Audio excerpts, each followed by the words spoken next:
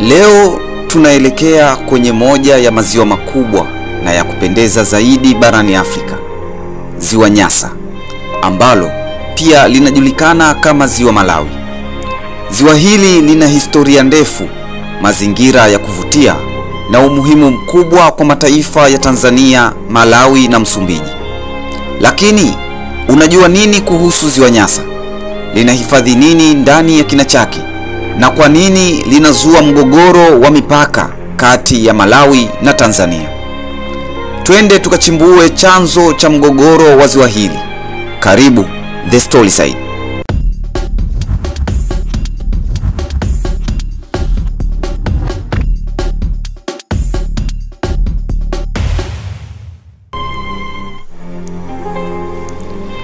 Katika pembezoni mwa Afrika ya Mashariki na kusini mwa Tanzania, kwenye mpaka wa Tanzania na Malawi, limelala ziwa la kuvutia sana, si lingine bali ni Ziwa Nyasa, na ni maarufu pia kama Lake Malawi.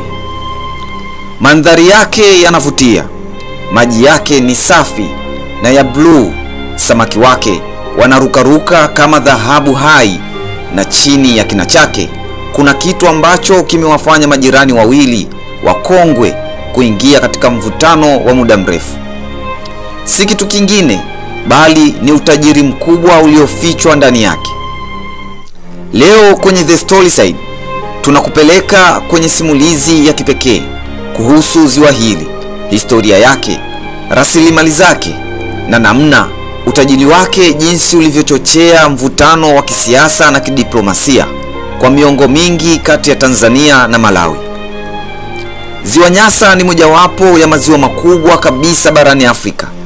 Lina urefu wa takribani kilomita 580, likianza kaskazini mwa mkoa wa Njombe ndani ya Tanzania, likipita upande wa mashariki mwa Malawi hadi kufikia Msumbiji kusini mwa Tanzania.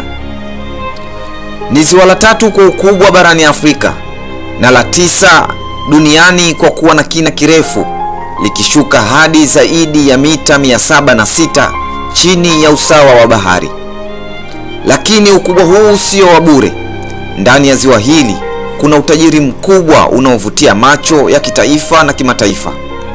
Samaki zaidi ya aina 1000, wakiwemo wale wa kipekee kama mbuna na chambo ambao huishi tu katika ziwa hili.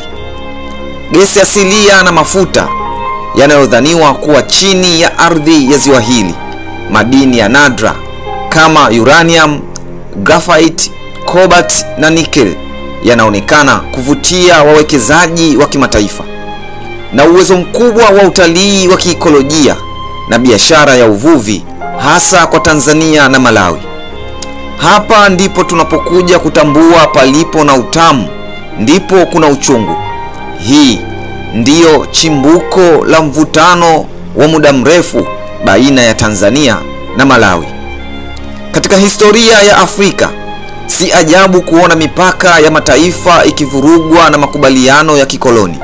Lakini kinachosikitisha zaidi ni pale hazina za asili kama Ziwa Nyasa zenye uwezo wa kuunganisha mataifa zinapotumika kama chanzo cha mgogoro wa kidiplomasia. Mgogoro wa Tanzania na Malawi kuhusu Ziwa Nyasa haukuanza leo. Unarudi nyuma hadi miaka ya 60, wakati viongozi wawili wakubwa waliokuwa na fikra tofauti walipokabiliana. Mwalimu Julius Kambarage Nyerere wa Tanganyika, baadaye Tanzania, na Dr. Hastings Kamuzu Banda wa Malawi. Mwaka 1890 Uingereza na Ujerumani walitia saini ya makubaliano ya Heligoland. Mkataba huu ulikuwa ukigawa maeneo ya Afrika Mashariki. Katika makubaliano haya, mpaka kati ya maeneo yaliyoitwa Tanganyika na Nyasaland uliwekwa kuwa ufukweni mashariki mwa Ziwa Nyasa. Hii ilimaanisha kwamba ziwa lote limeingia upande wa Nyasaland, ambayo sasa ni Malawi. Baada ya uhuru, Malawi ilirithi msimamo huo na kudai kuwa ziwa lote ni mali yake. Tanzania kwa upande mwingine ilipinga makubaliano hayo ya kikoloni, ikisema kuwa makubaliano hayo hayakuandaliwa kwa ushirikishwaji wa Waafrika na kwamba kiwango cha haki na sheria za kimataifa kinadai mpaka uwe katikati ya ziwa. Mwaka 1967 mgogoro ulipamba moto. Rais Julius Nyerere wa Tanzania alikataa katakata msimamo wa Malawi kuwa ziwa lote ni lao. Dr. Banda akiwa na msimamo mkali wa kiimla alitoa matamshi mazito na ya kejeli dhidi ya Tanzania. Maneno kutoka kwa Banda yalikuwa ni hivi: "We will not give up even a drop of our lake. Not one drop. It is all ours." Nyerere kwa upande wake akajibu kwa hekima, lakini pia kwa msimamo usiobadilika. Akasema hivi: Afrika mpya haiwezi kuongozwa kwa misingi ya mikataba ya kikoloni ambayo haikuhusisha wa Afrika. Ziwa hili ni sehemu ya mali ya Watanzania. Katika kipindi hicho, Malawi ilianza kupeleka boti za kijeshi na hata kuweka beacons za mpaka ndani ya maji ya upande wa Tanzania. Jeshi la wananchi la Tanzania walikuwa kwenye hali ya tahadhari, na Tanzania ikatoa onyo kuwa haiwezi kuvumilia uchokozi wowote utakaojitokeza. Licha ya mvutano huo, vita havikuwahi kulipuka. Wakati wa muungano wa Tanganyika na Zanzibar, suala hili lilizidi kupewa uzito. Majaribio ya upatanisho yalifanywa na SADC na AU na baadaye viongozi mbalimbali wa Afrika. Baada ya miongo mingi ya ukimya, mgogoro ulishika kasi tena mwaka 2011 wakati Rais Bingu wa Mutharika wa Malawi alipoanza kutoa leseni za utafutaji wa mafuta na gesi asilia ndani ya Ziwa Nyasa, ikiwa ni pamoja na maeneo ya upande wa Tanzania.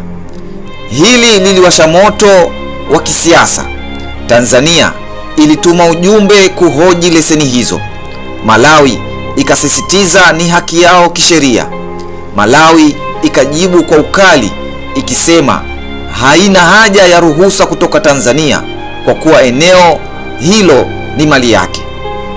Tanzania kupitia Jeshi la Wananchi wa Tanzania JWTZ ikaongeza ulinzi kwenye mwambao wa ziwa hili, hasa maeneo ya Mbamba Bay, Kiela na Ludewa, na kuimarisha ulinzi eneo lote la mpaka wa Ruvuma. Mazungumzo ya kidiplomasia yalifanyika, lakini kwa mara nyingine misimamo mikali ikaendelea kushikiliwa. Tanzania ilidai mpaka uko katikati ya ziwa, ikirejea sheria za kimataifa. Malawi ikasisitiza kuwa ziwa lote ni mali ya Malawi kwa mujibu wa makubaliano ya mkataba wa Heligoland uliofanyika mwaka 1890. Rais Jakaya Mlisho Kikwete wa Tanzania aliwahi kusema mwaka 2012, na nukuu, "Kama tunashirikiana katika SADC, basi ni muhimu kushughulikia masuala haya kwa njia ya kidiplomasia na si vitisho." Joyce Banda aliyekuwa rais wa Malawi baada ya Bingu alionekana kuwa tayari kwa mazungumzo, ingawa bado hakubadilisha msimamo wa Malawi kuhusu mpaka. Mwaka 2014 Tanzania na Malawi walikubaliana kupeleka swala hili kwa wasuluhishi wa kimataifa kupitia SADC. Majadiliano bado yanaendelea, ingawa yamekuwa ya polepole, lakini hadi leo Tanzania inaendelea kuamini kuwa sehemu ya kaskazini ya ziwa ni mali yake. Malawi bado inadai kuwa ziwa lote ni la kwake. Migogoro ya uvuvi, utafutaji wa mafuta na mapato ya utalii inaendelea kuwa sababu za mvutano. Hoja ya Tanzania inashikilia kanuni za kisasa za sheria za kimataifa, ikiwemo sheria ya Median Line Principle inayopendekezwa na Umoja wa Mataifa ya kwamba mpaka upite katikati ya ziwa au mto wa mpakani. Kwa miaka kadhaa sasa, juhudi zimekuwa zikiendelea kupitia mashirika ya kikanda kama SADC, AU. Wakati fulani hata viongozi kama rais wa Msumbiji waliwahi kujaribu kusaidia kupatanisha. Lengo kuu ni kuhakikisha mgogoro huu hausababishi mzozo wa kijeshi, bali unaisha kwa njia ya amani na maridhiano. Wakati viongozi wakiendelea na mazungumzo, wananchi wanaoishi kando kando ya ziwa hili, hasa upande wa Kyela, Mbamba Bay na Ludewa, wameathirika. Wavuvi hukamatwa na mamlaka za Malawi wakivua karibu na eneo lenye mgogoro. Hofu ya uhusiano wa kijeshi huleta hofu miongoni mwa wananchi wa pande zote. Ukosefu wa uwekezaji wa kudumu kwa sababu hakuna uhakika wa umiliki halali.